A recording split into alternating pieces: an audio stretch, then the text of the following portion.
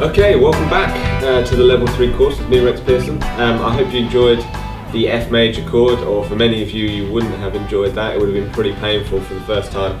The F major chord is one of the most difficult chords to get when you're first learning, and probably one of the main reasons why people actually end up giving up guitar is because of that F major chord.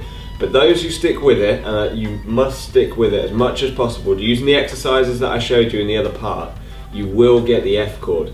But obviously just playing the F chord isn't enough. We're going to have to introduce it into changing your chords as well. So it's not just enough to be able to play it, but we're going to try and introduce it into some songs. So that's what this part is all about. I'm going to show you a strumming pattern, then we're going to look at a chord progression. So we're going to look at 3 chords that you should already know from the previous levels, and then we're also going to look at the F major chord because it's in the chord progression. So I'm just going to play you the chord progression first, and then we're actually going to get started on how to actually play it and break it down. Now it is actually quite a well-known song. I've just changed the key so that we're playing it with an F chord. If you try and play it with the track, it's not going to sound quite right.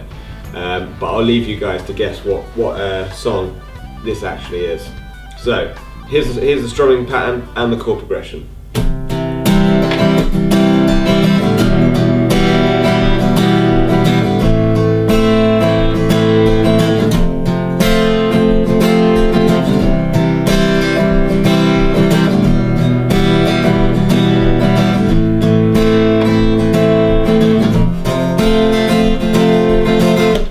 Okay, 4 chords. One of them you should have spotted there was an F major chord. The other ones are some major and minor chords that we've covered in level 2 and level 1 of the beginner course. So let me just show you the strumming pattern first, and then we'll get on to the actual chords. Okay, so the strumming pattern that we're going to be working on is going to be, it's going to sound like this. We're going to break it down into bar by bar because it's a 2-bar strumming pattern here. We're going to have the first bar, it's going to go down, down, down, down, up. 2, 3, 4. Down, down, down, down, up. 2, 3, 4. So remember that when we're strumming, you want to aim for down strokes to be on the down beats, which you can see they are, and up strokes to be on the up beats. Bear that in mind when we move on to the next part here, because the upstroke that we've just done is going to carry over into the next bar. So it's going to sound like this, with the next bar added onto it. Down, down, down, down, up, up, down, down, up, down, up.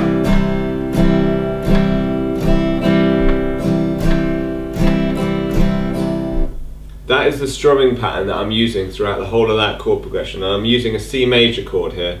Just pick any chord from the chord progression that I'm going to show you and practice the strumming pattern on its own before you start trying to introduce changes. You should be able to have the strumming pattern in your head before you actually try and attempt any of these chords, because otherwise you're giving your brain too much to think about at once, and you just want one thing to focus on so you can really get it. So that strumming pattern then, start off nice and slow, line up on, for example, a C major chord. It's a good practice for your chords here, and then we're going to look at playing that strumming pattern very, very slowly from the start, the 2 bars, and then just repeating it round and round and round until we actually get a really good strumming pattern sound. So play it along with me. We're going to count down 4, 3, 2, 1.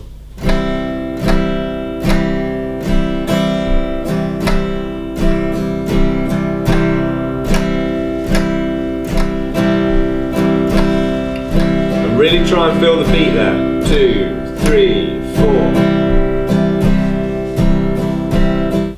So really try and feel that beat.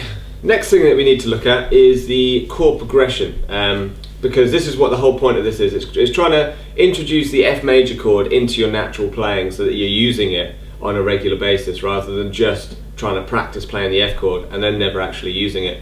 It's quite a common chord, and you'll see it crop up quite a lot. When you crack the F major chord, it's not just one chord that you've actually got. You've actually mastered a 6-string bar chord. So when you get your F major chord, you've actually unlocked thousands of chords that you will then be able to play, and I'll show you in the next parts of this this beginner course. You will have actually done the hard work to be able to play many more than just the F major chord, because that technique that you've got is used throughout the guitar playing. Okay, so then we're going to look at the chord progression now of what I was just playing. Now the first chord was a C major, so just as before, make sure that you're playing the chords correctly. Go through your fingers, 1, 2, and 3, and strum. And remember, it's a 5-string chord here, so you're playing from the A string here, not the lowest E. If any of those notes fall out of place, adjust. If you don't know how to do that, check out the previous parts and the previous levels, because you should have been following the course. You'll know what to do when that happens. Next chord then, after that, is an E minor chord, so there's no pivot point here in C to E, because that's what we want to look out for. Whenever we're doing chord progressions, look out for pivot points. There's only one in this chord progression. So we're going to E minor, using the second and third fingers. Then we're going to an A minor chord after that. 5-string chord. And remember to work it out, 1, 2, 3. Strum. Final chord then is the dreaded F major. So from here we've got no pivot point really. The first finger is going to have to lift off, move over, and then the other fingers are going to try and follow. That's generally the way you want to work it. First finger, get that down as your foundation. Then build in the second, third, and fourth. So you go first, second, third, fourth on the F major chord. That's generally the way that your hands are going to try and move. After a little while though, you're going to do it in one movement. It's going to go from A minor and as one block. That's what you're aiming for, the whole chord to move as one from A to F. But just to start off with, you're probably going to be doing first finger, second, third, fourth. First finger, second, third, fourth. First finger, second, third, fourth. And it's going to get faster and faster until you can do them all at the same time. And again, let's just pick out the notes you're fretting here with the second, third, fourth, and then the strum with the bar.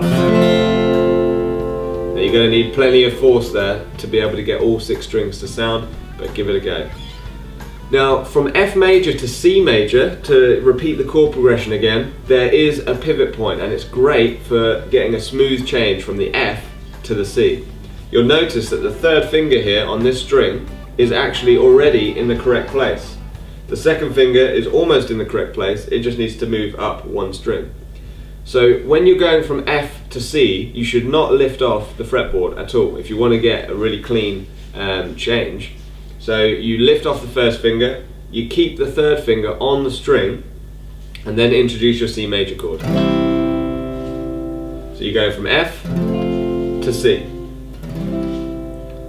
When you're practicing these changes, just a final thing, whenever you'll find that some changes are more difficult than others, and it's those that you want to spend some time on. More than likely it's going to be from the A minor to the F major. So you should try using my techniques for easy chord changes, which is on the level 1 course. You want to change from one to the other as many times as you can in 60 seconds. You want to try and do some Jedi changes without looking at the fretboard, making the changes, see how many you can do. And then you want to try and do 1 strum changes. Without counting, just how quick can you change from one chord to the next. So that it sounds smooth and accurate, of course.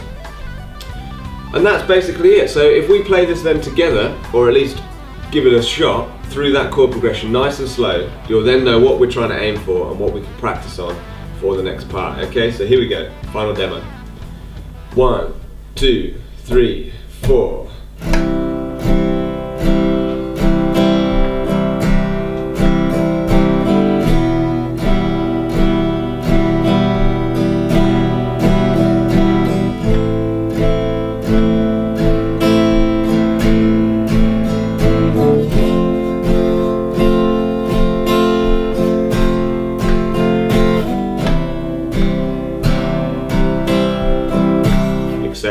Round the 4 chords. That could be a start for your new song. It is actually the chord progression. When you play it quite fast, it's Jessie J Price Tag, as well as a couple of other different songs there as well. That chord progression is used quite a lot. I just shifted the key so that we could use it with an F chord. So practice your changes. Remember to practice that pivot point. Practice any difficult changes using the techniques that we've covered in the beginner course so far to really nail it and really get it smooth. And I hope that this has helped use the F major chord in a musical way rather than just practicing it on its own. In the next part, we're going to be looking at capo playing, because I've had a few questions on people that aren't sure what a capo is. They read a lot of tabs where it says things like capo at 3rd fret and they don't know what it means. And basically we're just going to cover what a capo is, what it does and how to use it, and what it means for us in a little bit of music theory as well. So I'll see you in the next part of the level 3 course where we're going to be looking at the capo. I'll see you guys then. Remember, if you've got any questions, head over to the forum and post a question and I'll answer it. Alright, I'll see you guys in the next part.